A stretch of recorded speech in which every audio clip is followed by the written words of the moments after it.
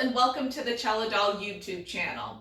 If you're seeing this, then by now I am having a blast at the Mostly Modern Festival on the East Coast, where I'm going to be playing modern music and music by living composers for most of the month of June. In light of this, I thought it would be really cool to do some themed vlogs this month on auxiliary cello techniques. So this vlog is meant for cellists who might be interested in auxiliary techniques that are used in more modern pieces, but also it's for you living composers out there who might want to know more about some out-of-the-box sounds that can be done on cello, plus some tips for how to notate them so that your next reading session is very easy and straightforward. So what is an auxiliary technique? The way I like to see it with my experience in contemporary music is that it is a technique that goes beyond the traditional pizzicato and arco, which is bowing.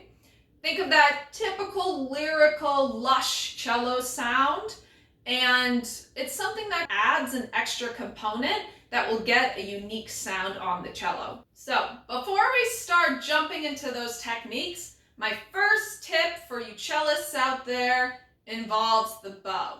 So if you notice, I am playing on a carbon fiber bow today, and this is my spare bow for heavy duty avant-garde music that might have a lot of things involving the stick of the bow, a lot of percussive sounds, and carbon fiber is a little stronger than wood, so I know I'm not going to damage my really nice wooden bow. If you are looking for a career in avant-garde music, or you're going to be going to a conservatory in general, not a bad idea to have a spare bow around. So we're going to start with where we can place our bow to get different sorts of sounds between the fingerboard and the bridge. So generally, we like to play halfway to 2/3, but you can notate Sul Tasto, which means on the fingerboard. So I am really making sure I see the shadow of my bow hair right on that fingerboard, and it's going to give you a very distant and quiet sound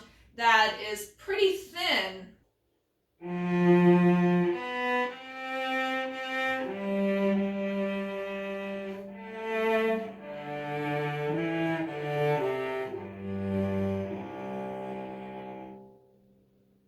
And I'm going to be referencing this tip for composers multiple times throughout the video. If you are going to have a softer auxiliary technique like that, I would recommend it being a solo moment if you're in a chamber ensemble, or to save it for an orchestral composition where you're going to have an entire cello section, somewhere between 8 to 12 cellos, playing that technique. It can often get lost in thick textures and loud dynamics of other instruments in the ensemble. So I'm going to be sure to go through and highlight some of the techniques that I think can easily get lost and might need some strategic orchestration around it.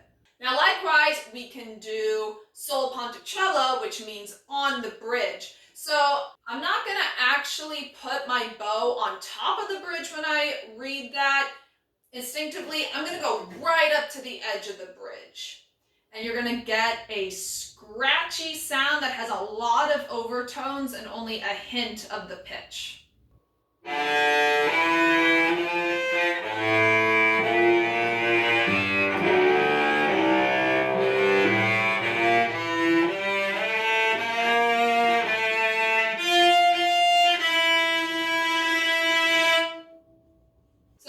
Definitely has a scratchy, more abrasive nature to it, and you often hear that scratchy overtone sound in a lot of horror movie soundtracks. So next time you're listening to a spooky movie, keep an ear out for kind of that scratchy string sound. And speaking of horror movies, another technique that you will hear a lot, and also throughout the orchestral repertoire all over, is tremolo.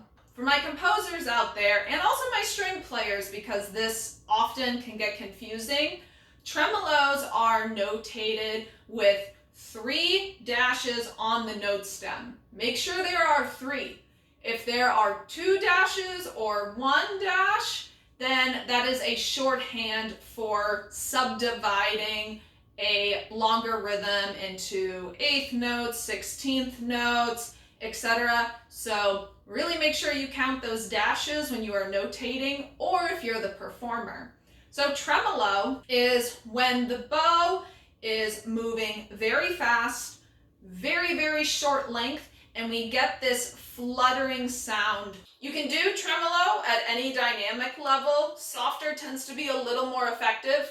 I've definitely done it forte, fortissimo. So you take a pitch and you are going to flick your wrist back and forth.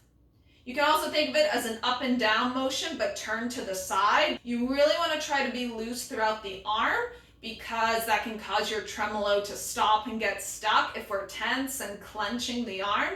So really loose and flicking that wrist back and forth, back and forth.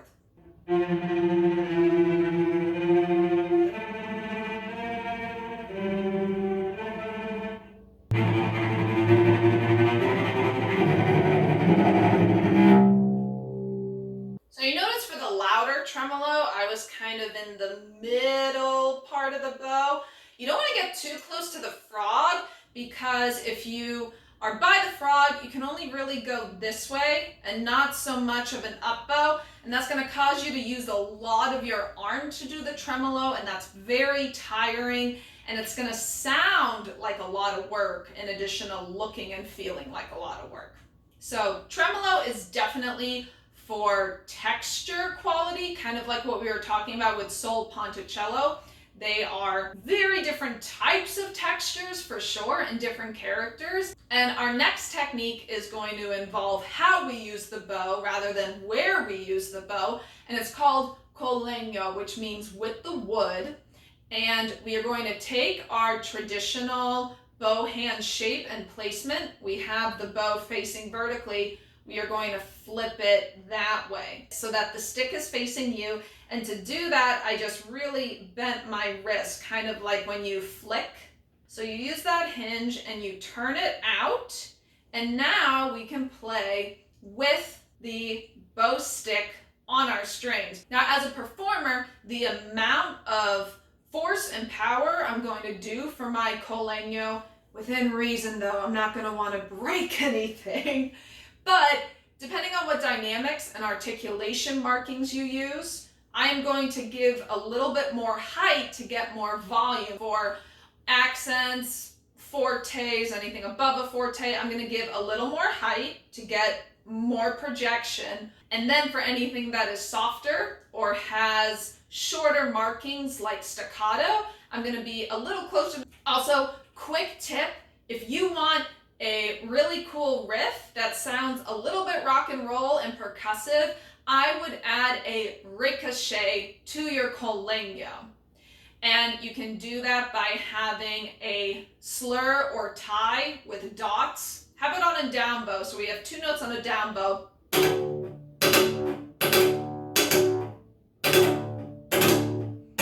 So I'm doing da, da, da, down, down, up, down, down, up. And that's a ricochet when you have multiple bounces in one direction. So most commonly we have 2 in one direction. So 2 down bows, and then on the rebound, I put in an up bow. So one reason I want to get through these bow techniques, you can increase the sound potential even more by combining certain techniques. So remember I alluded to horror stories a while back.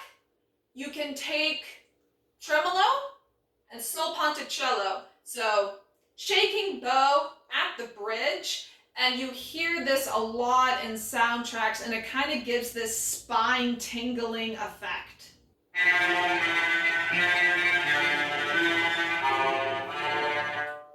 So you can really mix and match to get a wide array of colors, and here are a couple more cool combinations.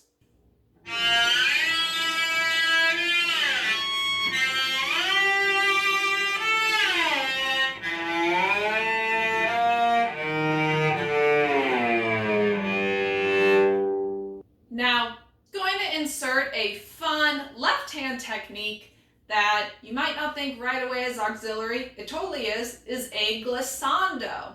So a glissando is when we start on a pitch and we shift up or shift down, but we keep our left hand weight in the string so that you hear a slide throughout the shift. So yes, I know you've probably worked so hard on clean shifts, but this is a case where you can have a goopy, juicy, sliding shift where we hear all the tones in between. Now, a note for composers, instinctively, when I see one gliss to another note, I generally put it in the last 25% of the pitch. You see how it's towards the end of the note?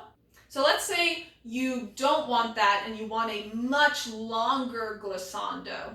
You could put a note at the top of the score or part that all glissandos should start immediately, or you could have rhythm dictating how long you want the slide to be. So you could take that B and then make it a eighth note tied to a dotted quarter. And the dotted quarter has the gliss, and the eighth note is the B sounding by itself. All right, my dolls, I hope you found this video helpful. Whether you are a cellist that is interested in learning more techniques or a composer who would like some tips on writing for cello and strings. If you enjoyed this video, I would really appreciate the support. If you could give this video a thumbs up, a like, and subscribe to the Cello Doll YouTube channel. If you'd like to go above and beyond, Chelly and I are on Patreon, where you can get access to exclusive content and also early releases of music videos. Once again, I'm the Cello Doll, and in addition to YouTube, you can find me on Instagram, Facebook, and TikTok. Chelly and I will be seeing you all for a part 2, where we are going to be covering even more techniques that we didn't get to in this video. So keep an eye out for that because it's going to be coming your way soon. All right, I'll see you then, my dolls. Bye-bye.